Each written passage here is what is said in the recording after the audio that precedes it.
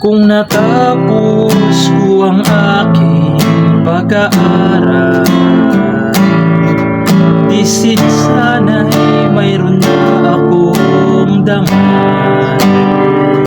Hello mga ka-idol! So ngayon, itong ituturo ko sa inyo ay naturo ko na, no? Yung doon lang, pero flocking version naman yon. Ito namang ituturo ko ngayon sa inyo ay yung strumming version, no? So itong strumming version is napakadali niya lang, no? So doon muna tayo sa kanyang strumming. Sa strumming naman nito is ganito lang, dalawang down lang. Okay?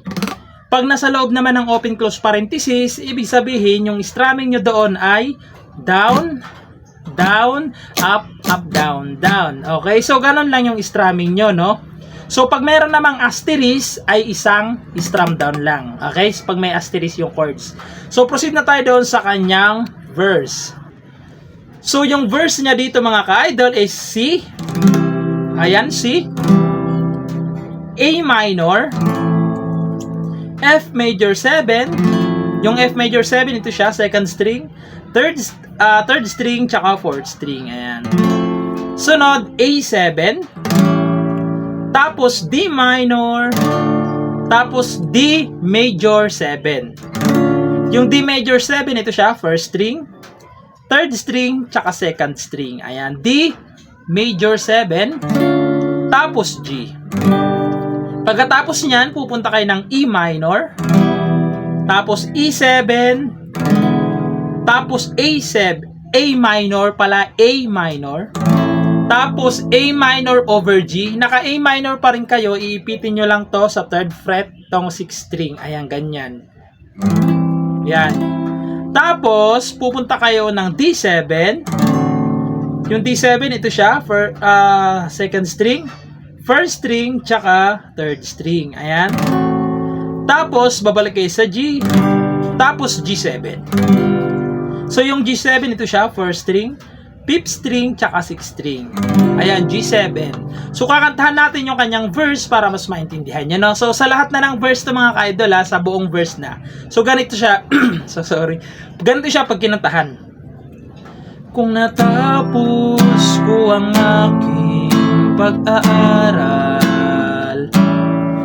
di sana'y mayroon na akong dangal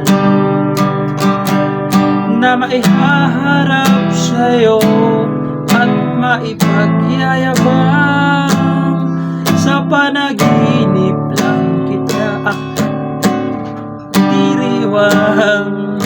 Tapos isa pa, yaman at katangyaan sa akin ay wala, kakisigan ay bunga ng isang sumpa. Ang aking inay, ang tangi kong tagahanga, sa panaginip lang ako may magagawa. Tapos chorus na, no? So doon sa part na doon ay kaya kong, so doon na siya sa part, no? So puntahan na natin yung kanyang chorus. So, yung chorus niya dito mga ka-idol is C, A minor, D minor, tapos G. Tapos, babalik kayo ng C, tapos G, tapos C ulit, tapos A minor, tapos F major 7. Pagkatapos niyan, pupunta kayo ng E minor, tapos A, tapos D minor, tapos G7, tapos C. Okay? So, kakantahan natin yung chorus para mas maintindihan nyo. So, ganito siya pag kinantahan. Doon ay kaya kong ipunin lahat ng bituin. Doon ay kaya kong tapos ihip ng hangin. Doon ay kaya kong ipagbawat buhos ng ulan, sa panaginip lang kita nahahagkan tuwing na doon lang. So So, ganun lang siya mga ka-idol, no? So, pagpasensyahan nyo na kasi hindi ko masyadong kabisado yung lyrics niya, no? So, yun lang lahat ng chords niya, no? Halos same lang yun, paulit-ulit lang yun hanggang sa matapos yung kanyang kanta, no? So, ayun lang. Sana nagustuhan niyo yung video natin and bye-bye!